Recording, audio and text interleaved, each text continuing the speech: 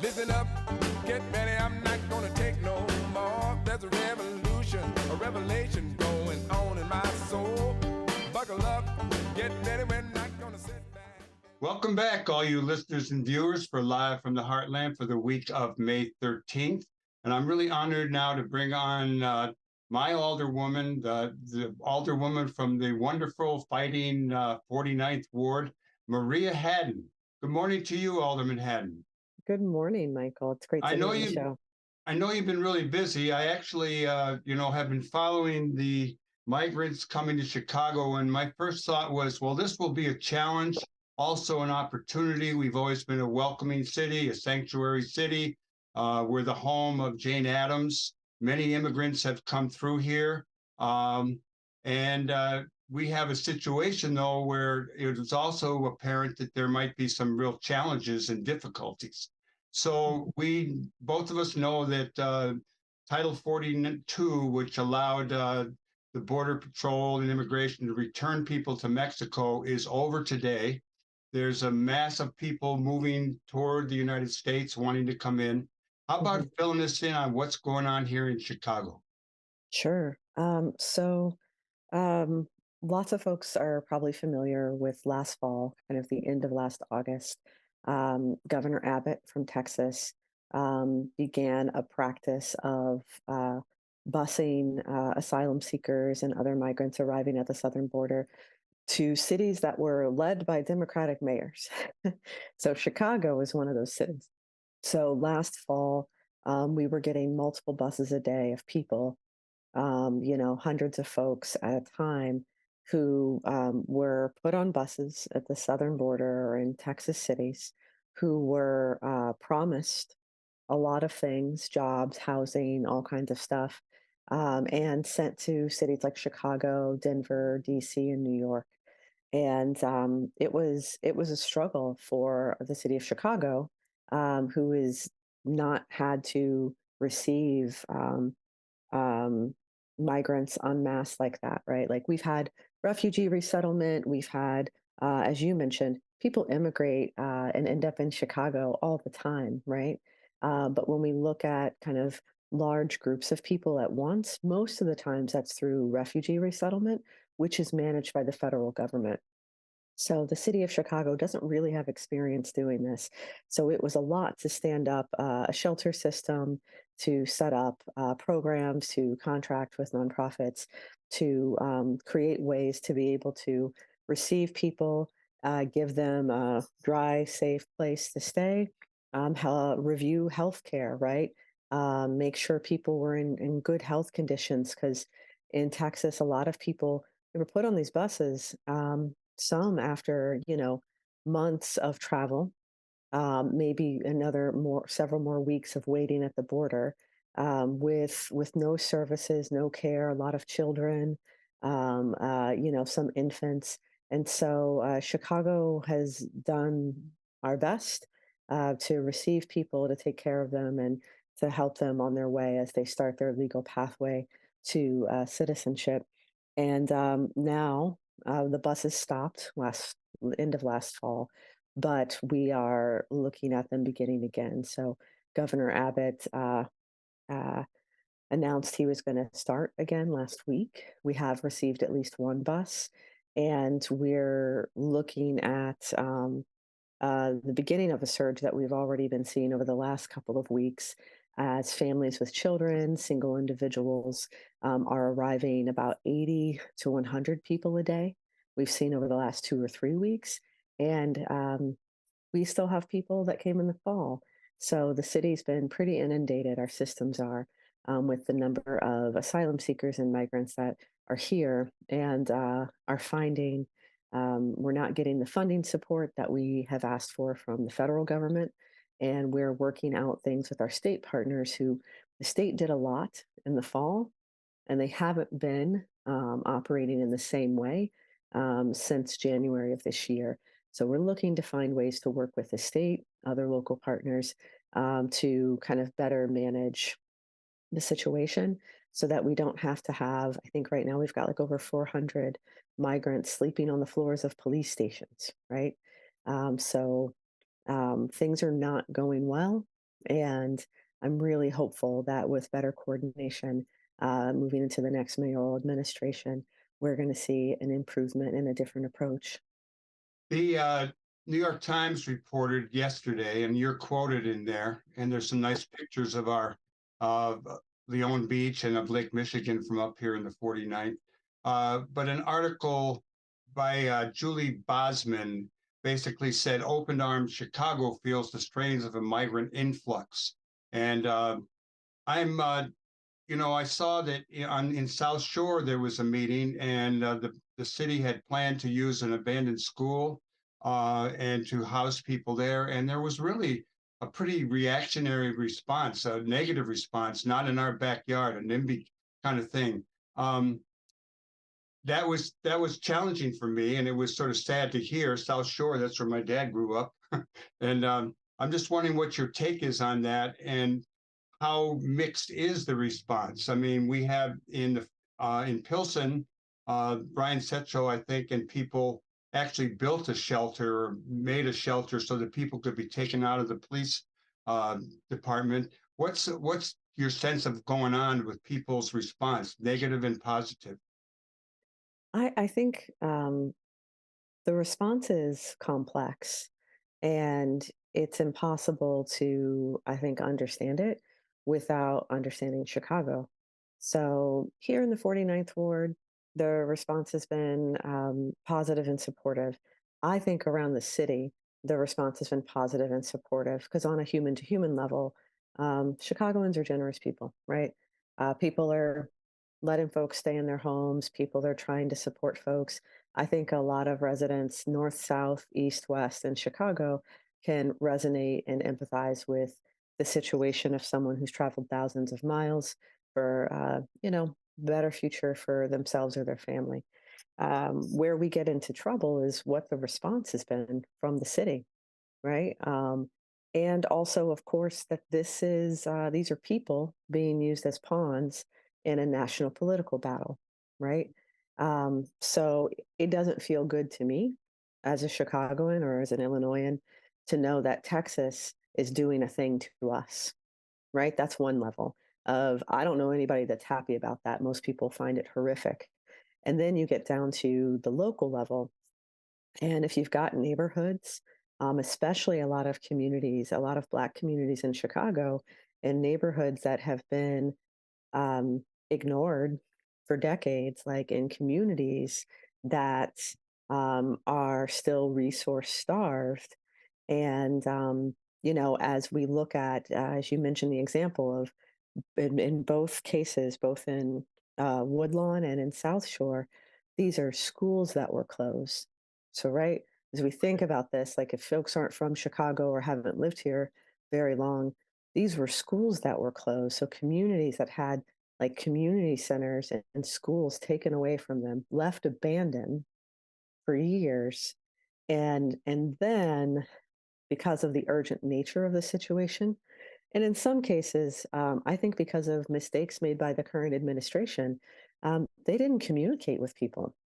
They didn't bring community to the table to say, "Hey, we need your help, and we need to do this." So what you hear from some residents who are really upset about the opening of these emergency shelters is, "You ignored us for decades. You took our school. Um, but now you have money all of a sudden to invest a couple million in a building in our neighborhood that's been vacant for years for some other group of people that just arrived. And that hurts, right? That hurts. And that's really difficult to reconcile. And at the same time, um, we know as a city it's the right thing to do. So this is another experience. We just went through this with COVID, where Chicago's being forced to confront our inequities, where we're being forced to confront a lot of our past harm and continued harm to communities like the Black community in Chicago, right? Like the low income communities in Chicago.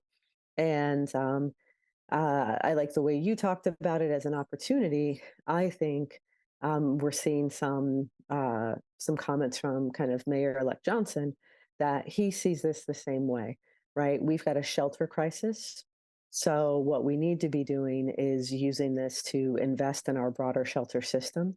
This is going to shelter Chicagoans who are here in need of shelter, and we could be sheltering the new arrivals because Chicago is a welcoming city. Yeah, it is an opportunity. It's a challenge and an opportunity.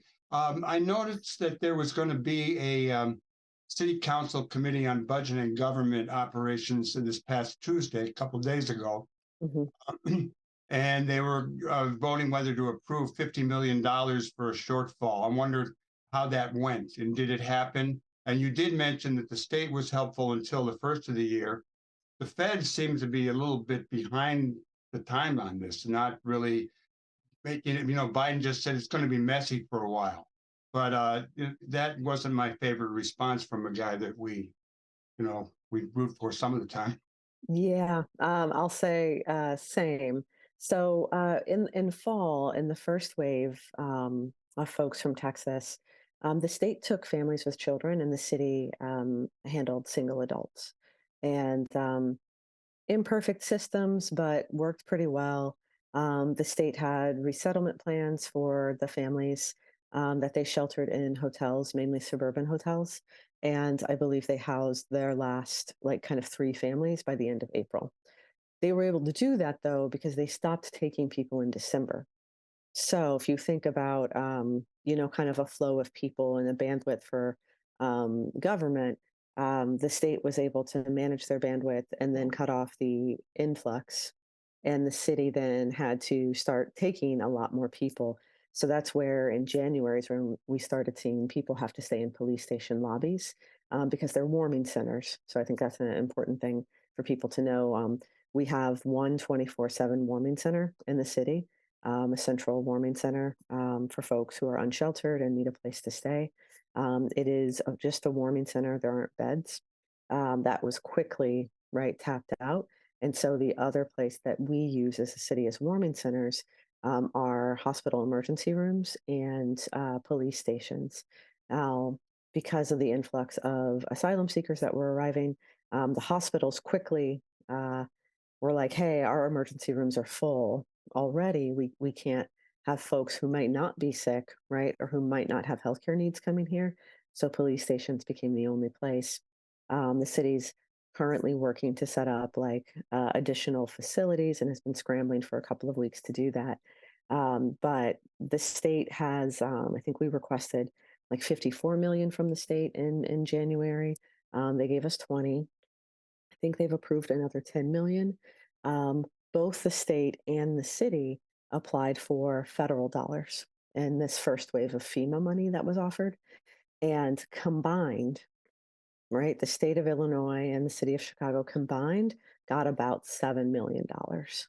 Now, the city's request was $67 million because what people need to know is, like, I think between January to this month, it's costing us between 10 and 20 million a month, like 10 to 20 million dollars a month for the staffing and the space and the food and the supplies for sheltering people. So the federal government, this was a round of funds from FEMA. Apparently, most of it has gone to the southern border cities, which certainly are in need of it as well, and doesn't really account for cities like New York or Chicago or DC or Denver. As we think about, yes, there's a need in Texas cities, but if Texas is sending all their people to us, right? How does that work? So there's supposed to be a second round of federal funds, but I'll say I too am not pleased with the federal response, especially since this isn't a surprise.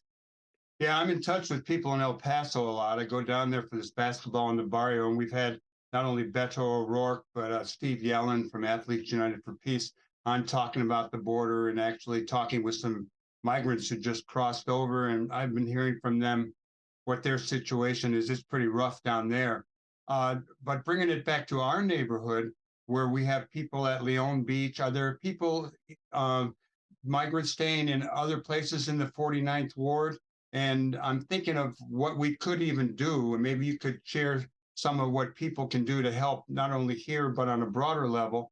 And I started thinking about the St. Ignatius and the Waldorf school had moved out, and maybe they should take over that school and that church, and we could welcome a whole lot more people in the 49. That space belongs to the Archdiocese, and we reached out to them about that space last fall as Uh-huh. well. Aha. They haven't seen fit to make that space available for folks. Because I'm with you, it's an empty space. It was most recently used as a school about 4 or 5 years ago. Yeah. It's got a large gymnasium and the types of spaces that we're looking for in the city. Um, it certainly wouldn't displace any programming, which is what we're having to do with some of our parks, right? Right. That's a Some real issue too with the That's a real summer coming issue. up. Summer's coming. Like we need those park districts. We need those park programs for our kids. So I'm with you, Michael, on the St. Ignatius spot and the Waldorf School. I will say that Leon Beach Park Field House is housing about 120 people.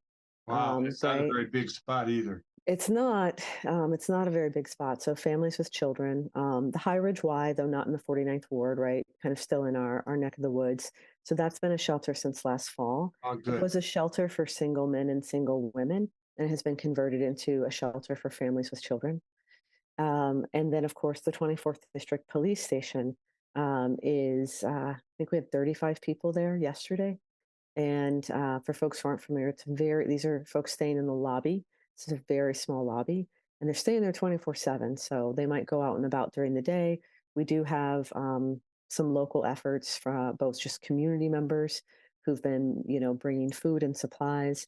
My office is coordinating with United Church of Rogers Park, Northside Community Resources, and the Family Empowerment Center on Devon, along with the Chicago Street Medics, actually, to provide health screens. And Tapestry 360, formerly Heartland Health, is helping folks with follow up doctor's appointments. We are kind of coordinating efforts to give people a space to go during the day, to be able to leave the police station, for the kids to get outside, for folks to have more comfortable accommodations, and to give some space for the police to be able to kind of clean and sanitize the lobby in the space, and for regular business to happen, right? So with so many people in the lobby, it's difficult for constituents to come in and kind of make reports, or for regular business to happen. And so it's really a crisis in kind of our public facilities. And but something that we're managing to decompress a bit here in our area. And I, really want to lift up. You mentioned Alderman Byron Sigcho Lopez.